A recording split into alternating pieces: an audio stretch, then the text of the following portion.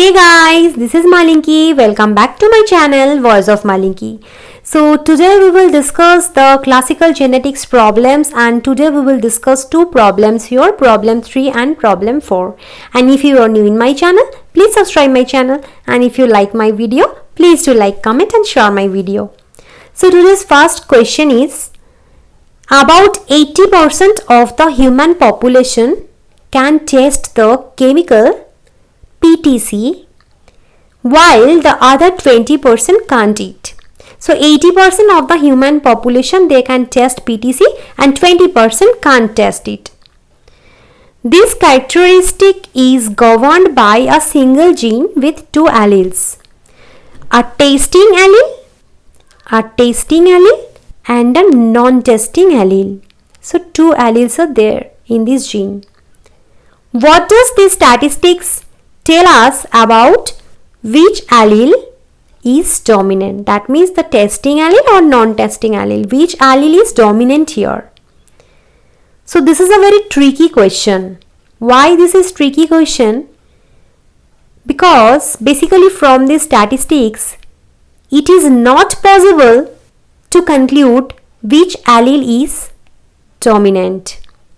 Because dominance is not related to frequency. And here we have seen that frequency are given for two alleles. Although sometimes dominant allele is more common in a population, that means sometimes the frequency of a dominant allele is more. But it is not always true. It is not the case. So this is a very tricky question. So please don't tell from this question that 80% have the taste allele or 80% can taste the PTC. That means the dominant allele is the tasting allele. Please don't tell that, because these two are not related. Next question. So in fruit flies, the gene for wing shape has an unusual allele called Carly. So Carly is the unusual allele. It is capital C, small y. The normal or wild type allele is designated as small cy. It is small cy, that is the wild type allele or normal allele. And the unusual allele is Carly allele, that is capital CY. A fly homozygous for small cy, that is small cy, it has normal straight wings. The heterozygote that has capital CY and small cy, it has wings which curl up on the ends and they can't fly. The homozygote for capital CY allele, that is capital CY, never hatches out of the egg. In other words, this allele is lethal allele in the homozygous condition. If two curly-winged flies are mated and the female lays 100 eggs, predict the following showing appropriate work. So first is A. It is asking you how many eggs will produce living offspring. How many eggs will produce living offspring? So first thing is, here it is given that two curly winged flies are mating here. Two curly winged flies are mating here. So here we will see that the genotype small cy, that means they are normal, they have straight wing. Capital CY, small cy, that means they are in the heterozygote condition, they have the curly wings and they can't fly. Capital CY means it is lethal, never hatches out of the egg. Now it is given that two curly winged parents are mating here. So curly wing means capital CY, small cy. So the father is also capital CY, small cy, mother is also capital CY, small cy. They have curly wing.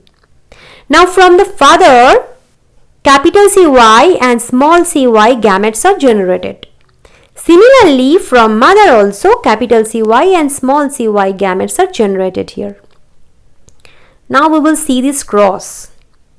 So here we can see that capital CY and small cy, these two are gametes from mother, and capital CY, small cy, these two are gametes from father.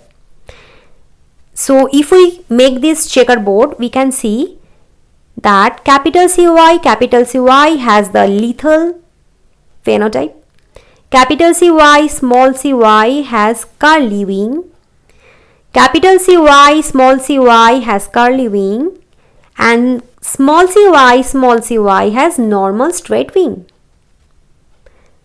Now they have asked that how many eggs will produce living organisms.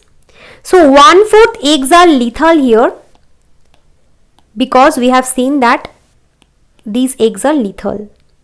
And total number of eggs are 100. It is given in the question. So 100 into 1/4 is 25. So 25 eggs are lethal. And 3/4 eggs are non-lethal.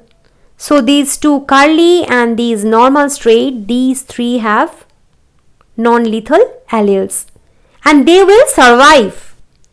Therefore 3/4 means 100 into 3/4 is equal to 75. So 75 eggs will produce living organisms. So 3/4 eggs will give rise to living organisms. That means 75 eggs.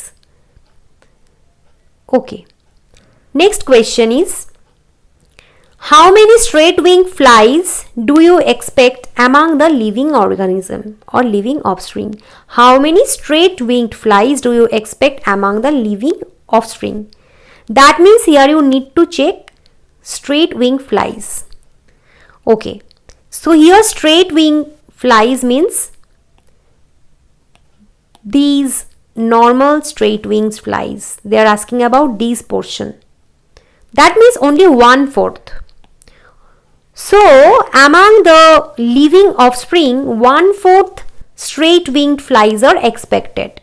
So total number of eggs we have seen, this is 100. Hence 100 into 1/4 is equal to 25. So 25 straight-winged flies are expected here. Next question.